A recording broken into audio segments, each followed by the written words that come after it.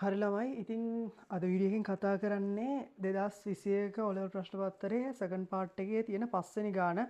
ඉතින් මේක ගොඩක් දුරට හැදෙන්නේ අර මේ බහුමාධ්‍ය භාවිතය කියන පාඩමෙන්. ඉතින් අපි බලමු මේක කියලා තියෙන්නේ මොකක්ද කියලා. හැඩසව් ගැන්වීම් කීපයක් සහිත වදන් සැකසූ ලේඛනයක කොටස් 5 දක්වා ඇත. මෙම හැඩසව් ගැන්වීම් කාර්ය 1 සිට 5 දක්වා ලේබල් කර ඇත. හැඩසව් ගැන්වීමට පෙර මුල් ලේඛනයේ සියලුම අක්ෂර ප්‍රමාණ වලින් සමානයි. ඒ කියන්නේ මෙයාලා මේක හදන්න කලින් ඒ කියන්නේ මේ ෆෝමැටින් එක දාන්න කලින් තිබ්බ අකුරු ඔක්කොම එක සමානයි. ඊට පස්සේ මෙයාලා ෆොන්ට් ෆෝමැටින් දාලා තමයි මේවා එක එක හැඩසව් ගන්නලා තියෙන්නේ කියලා. ඉතින් අපිට මේකේ තියෙන්නේ පල්ලෙහා තියෙනවා මේ හැඩසව් ගැන්වීම් වලට අදාළ නිරූපකය කියලා. නිරූපකය කියන්නේ අයිකන් එක. හරිද? නිරූපක ලේබල් එක කියන්නේ එකේ තියෙන ලේබල් එක. හරිද? මේ ඔයාලා මේ පේපර් එක ඩවුන්ලෝඩ් කරගන්න එක්කෝ මේ මම නැත්තම් ලින්ක් එක පල්ලා ඩිස්ක්‍රිප්ෂන් එකේ දාලා තියෙනවා මේ PDF එක ඩවුන්ලෝඩ් කරගන්න පුළුවන් ඔයාලට කියන්න බැරි වුණා. ඉතින් මේ ප්‍රශ්න කියන්නේ මේවා මේ අනිවාර්ය ලකුණු. ඉතින් අනිවාර්යෙන් ඒකට යන්න මේකේ ලකුණු ඔක්කොම ටික ඔයාලට ගන්න පුළුවන් කිසිම ගැටලුවක් නැතුව. විනාඩි 5ක්වත් යන්නේ මේ ප්‍රශ්නේ කරන්න. ඉතින් මේ එන සිංගිති ප්‍රශ්නයක්. හරිද? අපි බලමු දීලා තියෙන මේ මොනවද අයිකන්ස් ටික මොනවද කියලා. මුලින්ම දීලා තියෙනවා බුලටඩ් ලිස්ට් එකක්. ඊට පස්සේ අර අකුළු ඇල කරලා දාන සීන් එක මොකද්ද? ඉට්ලික් එක තියෙන්නේ. ඊට පස්සේ මේ ක්ලියර් ඕල් මේ ෆෝමැටින් එක තියෙනවා. ඊට පස්සේ හයිපර් ලින්ක් එක තියෙනවා. ඊට පස්සේ අර ඒ අකුරක් ඇඳලා දැන් ඔයාලා මේක බලන්න ඕනේ ගොඩක්ම හරියද? ඒ අකුරක් ඇඳලා මේව උඩටනේ මෙයාලා ඇරෝ එක දාලා තියෙන්නේ. ඒ කියන්නේ මේ මොකද්ද මෙයාලා කරන්නේ මොකද්ද?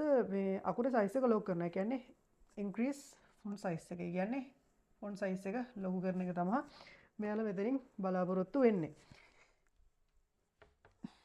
ඊට පස්සේ දාලා තියෙනවා මේ පික්චර් අයිකන් එක. ඒක නම් ඉතින් ඕන එකට තේරුම් ගන්න පුළුවන්. ඊට පස්සේ අන්ඩර්ලයින් එක තියෙනවා. ඊට පස්සේ ටෙක්ස්ට් ඉෆෙක්ට් එක තියෙනවා. හරිද? අපි දැන් උඩින් ඉඳන් පල්ලෙහාට එන කල්ලා බලාගෙන එමු මේක අපි මෙයාලා මොනවද කරලා තියෙන්නේ කියලා. හරිද? මේ ඊට පස්සේ උඩින්ම තියෙනවා protect yourself කියලා මේ සයිබර් ඇටැක් සීන් එකක්. ඉතින් ඒ අනිත් අකුරු වලට වැඩිය ඒකේ අකුරු ලොකුයි කියලා වලට පේන්නේ නැද්ද? පේනවනේ. පේනවා. හරිද? හරි කියලා. ඉතින් එහෙම පේනවා නම් අපිට ඩිරෙක්ට්ලි ඒකට දාන්න පුළුවන් මොකද්ද? increase font size. ඒ කියන්නේ අනිත් ඒවාට වඩා ඒකේ font size එක ලොකු කරලා තියෙනවා. අපි ඒක හින්දා පළවෙනි එකට උත්තරේ අපි දානවා. මේකේ තියෙන්නේ increase font size එක T label එක T.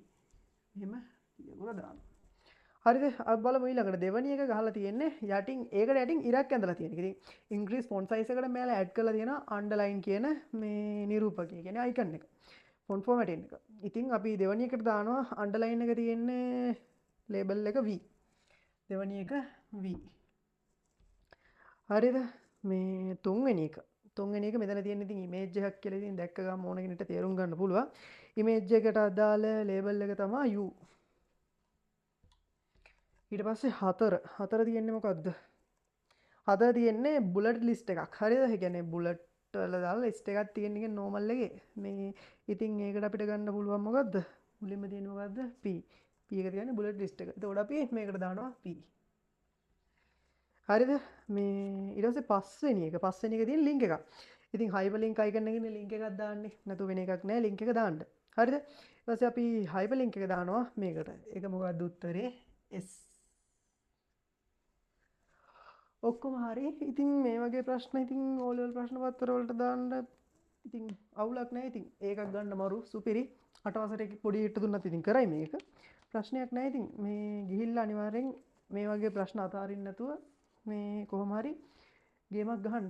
එහෙනම් ඊළඟ වීඩියෝ එකේ හම්බෙමු.